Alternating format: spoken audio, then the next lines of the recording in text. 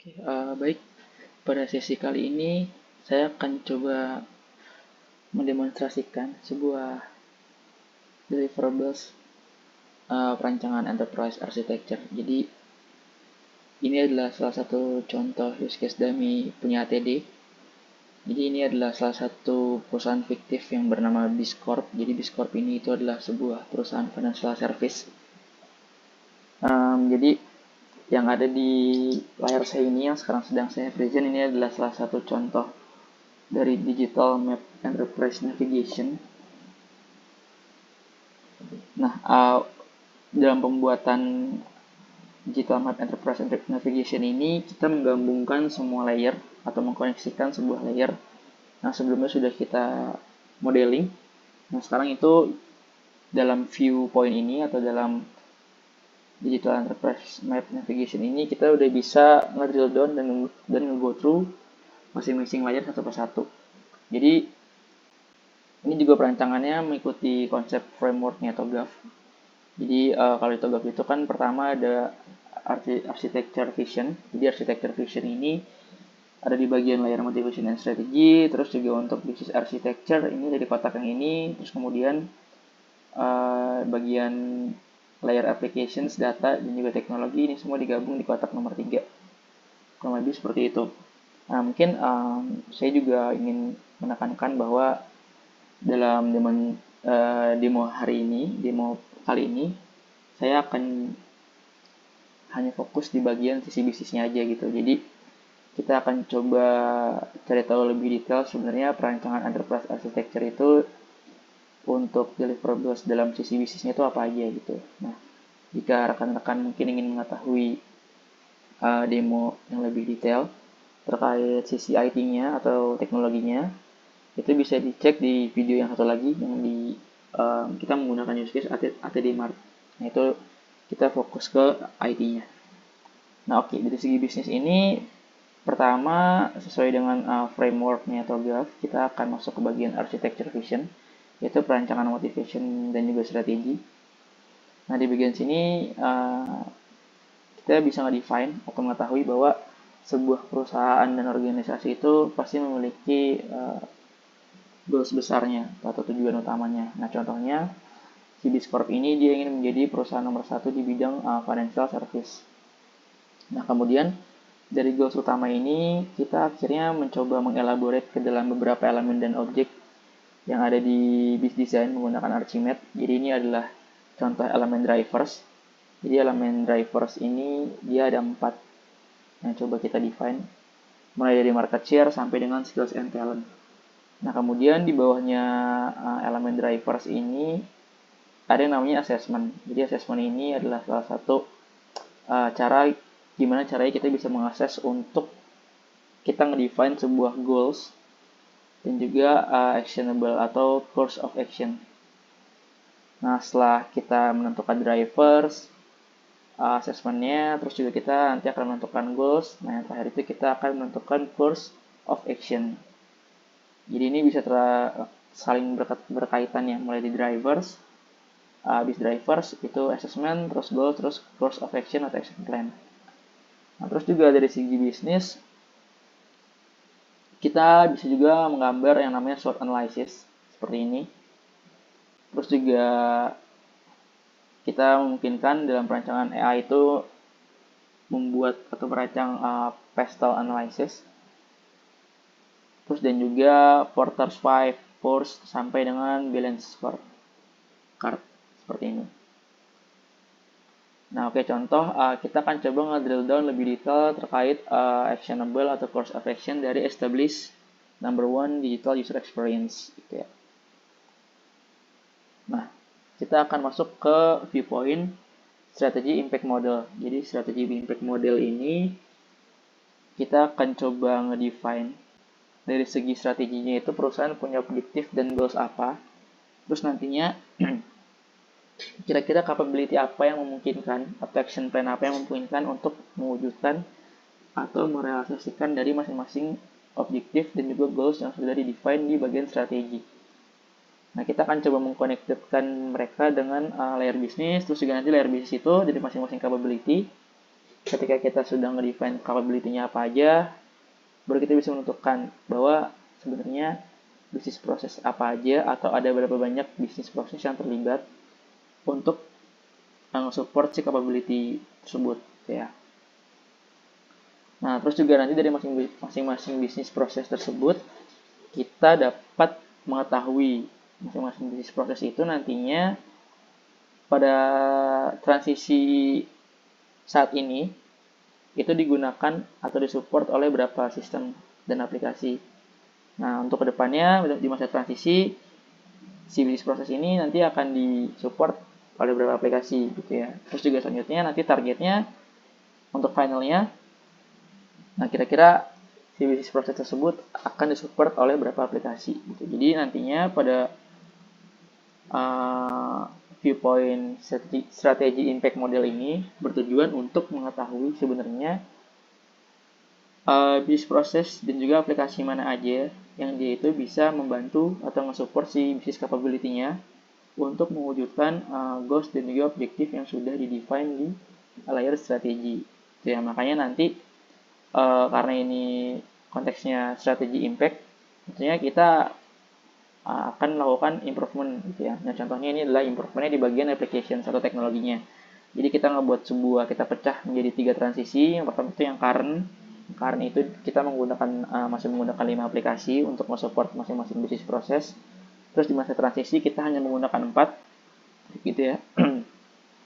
Terus di bagian targetnya kita juga tetap menggunakan 4, cuman yang tadinya itu di transition itu ada namanya FIS Enterprise Payments, terus di targetnya ini kita ganti menjadi Fast Pay gitu ya. Nah, kemudian selain itu tentunya kenapa kita bisa mengetahui ternyata harus ada aplikasi yang dihilangkan, terus ada aplikasi yang mungkin harus ditambah atau harus di-enhance atau harus di-merge, digabung menjadi satu. Nah, karena kita melihat dari segi bisnis capability-nya gitu ya. Jadi bisnis capability itu nanti kita bisa nge-overcasting ini juga kita bisa mendapat sebuah visibility kedepannya ini capability strategi bisnisnya itu akan dibuat seperti apa. Nah, contohnya saya akan mendemonstrasikan juga cara menggunakan bisnis capability yang baik itu seperti apa.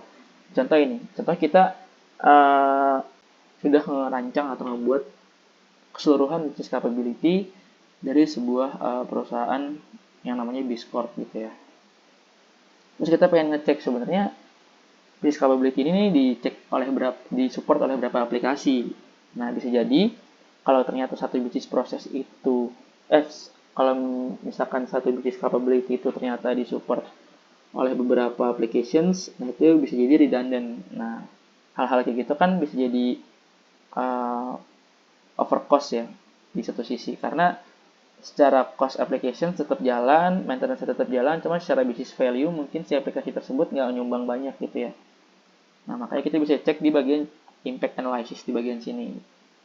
Jadi kita bisa mengetahui bahwa ternyata dari satu business capability, ya ini contohnya payment execution, ternyata dia itu disupport oleh hampir 6 aplikasi lebih gitu ya. Ini ada 1, 2, 3, 4, 5, ada 7 aplikasi malah. Nah, ini bisa kita cek sebenarnya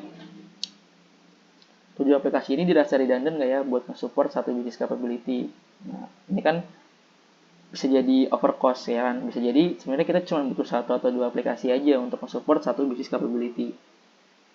Gitu. Nah, terus kemudian gimana caranya kita bisa mengetahui bahwa aplikasi ini tuh cost-nya besar, cost-nya kecil, terus juga masing-masing aplikasi ini gimana caranya kita bisa tahu dia itu sebenarnya ngasih bisnis value yang besar atau yang rendah gitu ya ke sebuah bisnis capability-nya. Nah, itu kita bisa cek di bagian application portfolio. Nah, jadi nanti di perancangan enterprise architecture ini juga kita bisa melihat atau merancang kira-kira apa sih list atau portfolio aplikasi dari satu perusahaan. Nah, ini adalah contoh list semua aplikasi dari perusahaan Biscorp gitu ya. Nah, contoh kita pengen cari B-Payment gitu ya. B-Payment ini kita pengen tahu nggak cuma B-Payment sih semuanya gitu. Kita pengen tahu semua aplikasi ini tuh dia sebenarnya punya budget software cost-nya berapa gitu ya. Nanti kita bisa cek software total cost per tahun gitu misalnya ya. Nanti kita bisa munculin. oh ternyata masing-masing aplikasi ini beraneka ragam, ada yang budgetnya 7.000, ada yang budgetnya 11.000 gitu ya. Nah ini juga currency-nya bisa di customize, bisa pakai euro, bisa pakai pound sterling, bisa pakai rupiah, itu bisa di customize. Nah dari sini kita udah mengetahui nih, oh ternyata masing-masing aplikasi ini punya budgetnya masing-masing, punya cost-nya masing-masing gitu ya. Terus kita mau cek sebenarnya aplikasi yang cost-nya besar ini apakah dia menyumbang business value yang besar juga. Bisa jadi harganya aja mahal tapi secara business value dia rendah. Nah itu kan buang-buang budget ya. Bisa jadi gitu kita stop dulu aja atau kita retire aplikasinya. Nah itu bisa kita masukin ke dalam metrik pada saat perancangan di awal. Nah sekarang kita bisa lihat, kita pengen lihat sebenarnya secara business value itu dia nge-support berapa banyak gitu ya. Nah ini kita udah masukin atribut business value di bagian metrik. Ini bisa kita munculin. Nah contoh lah misalkan B-Payment ini dia total software cost per tahunnya dia 11.040. Nah, ternyata secara business value dia itu kalau warna ungu cuma nyumbang 2,30 atau 2,10. Nah, itu kan cukup rendah. Nah, nanti ini bisa jadi sebuah supporting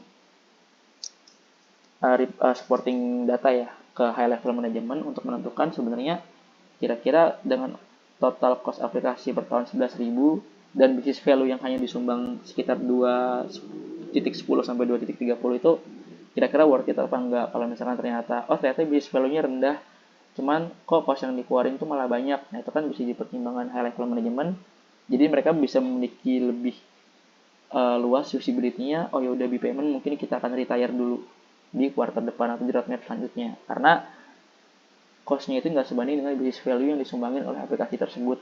Tuh. Nah, ini bisa jadi supporting data ya. Jadi manajemen itu bisa lebih visible. Oh ternyata emang harus di stop dulu aplikasinya. Terus juga dari perancangan enterprise architecture di bagian bisnis, kita bisa ngecek dari semua business capability yang sudah kita list ini, kira-kira tuh mana yang paling potensial, mana yang harus kita eksekusi lebih dulu untuk mencapai objektif dan juga goals dari sebuah perusahaan. Nah, ini bisa kita cek dari bagian atribut business value yang udah kita define. Nah, ini kita bisa cek bahwa ternyata ada beberapa business capability yang potensialnya besar. Nah, ini mungkin yang harus di prioritin high lebih dulu ya. Jadi ini kan yang high ini warna kuning, terus yang agak orange pudar ini adalah medium, terus yang agak kemerahnya adalah yang low. Jadi kita bisa tahu nih, oh ternyata si Bizcloud ini potensial di business capability payment processing, terus juga business development, employee benefit, IT system direction, segala macam itu kita bisa lebih visible. Gitu ya. Terus kemudian kita juga bisa nggak bentuk sebuah dashboard ya untuk visibility datanya. Jadi semua perancangan EA itu kita kan udah ngedefine dan juga kita udah masukin requirement berupa atribut dan juga properties. Nah, atribut dan properties itu bisa kita olah lagi dan kita bisa visualize dalam bentuk dashboard biar lebih oke. So, kalau misalkan ada reporting ke high level management atau ke bagian direksi.